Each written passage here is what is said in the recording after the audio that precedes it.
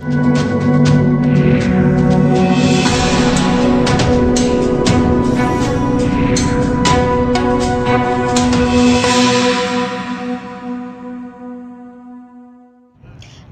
असल न्यूज़ में आप सभी का स्वागत है और मैं हूं आपके साथ तनु। इस वक्त मैं बुराड़ी के मैदान में मौजूद हूं और जैसा आप सभी को पता है, किसानों का आंदोलन लगातार 1 महीने से जारी है और किसान लगातार सरकार से मांग कर रहे हैं कि इस कृषि कानून को वापस लिया जाए।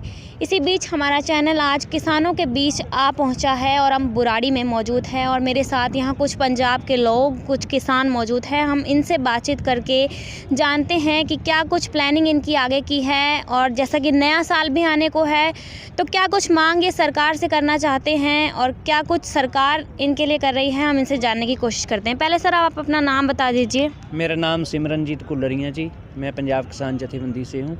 हाँ सर, आपका नाम? सतपाल सिंह जी। सतपाल सिंह जी, आप किसान हैं? किसान जी। पहले हम किसानों का, क्योंकि ये आंदोलन है, तो सबसे पहले मैं एक किसान से बात करना चाहूँगी। सतपाल सिंह जी, आपको जैसा कि सभी को पता है 1 महीना हो गया है आंदोलन को और नया साल भी आने वाला है और जहाँ तक हालात दिख रहे हैं इस वक्त सरकार की, जिस तरीके से सरकार व्यवहार कर रही है, उस तरीके को देखते हुए तो ऐसा नहीं लग रहा कि सरकार इस कानून को वापस लेगी, जहाँ तक अब तक के हालात बता रहे हैं। तो इस बारे में आप क्या कहना चाहेंगे सरकार से या लोगों से, क्या कहना चाहेंगे आप? ਅਸੀਂ ਜੀ जिन्ना चिर कानून वापस नहीं होंगे यहीं बैठे हैं उन्ना चिर। मतलब आप डायरेक्ट सरकार को चैलेंज कर रहे हैं कि जब तक सरकार किसान आंदोलन को वापस नहीं लेगी, आप डटे रहेंगे।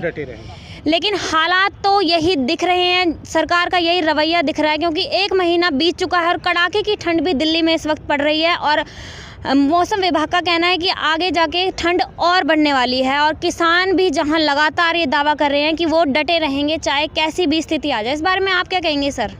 देखिए जी, किसान का जो काम है वो ज़्यादा ठंड और ज़्यादा गर्मी में ही होता है।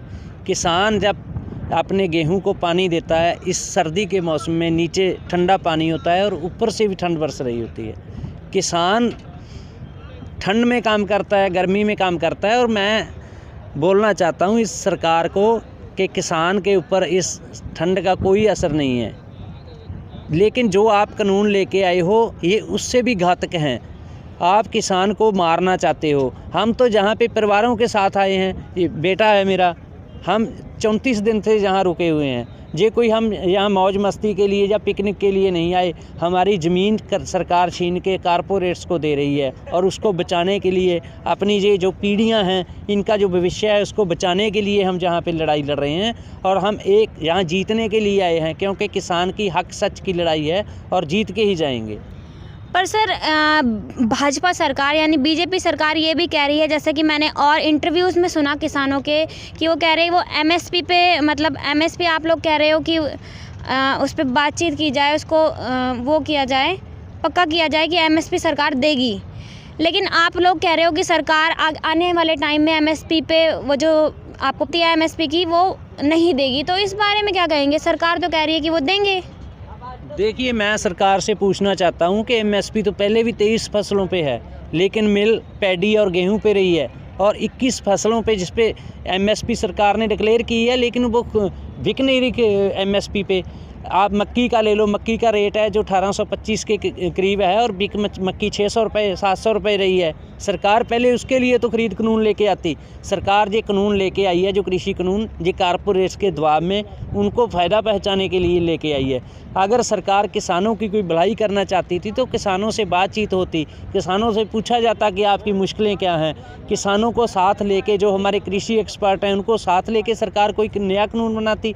इस कानून को सरकार को रद्द करना चाहिए और कोई नया कानून अगर सरकार किसानों की भलाई के लिए बनाना चाहती है तो कृषि एक्सपर्ट को, किसानों को, हर क्षेत्र के किसानों को साथ लेके, क्योंकि कहीं पे कोई फसल बीजी जाती है, कहीं पे कोई फसल बोई जाती है और हर क्षेत्र का अलग अलग तरह का वातावरण है।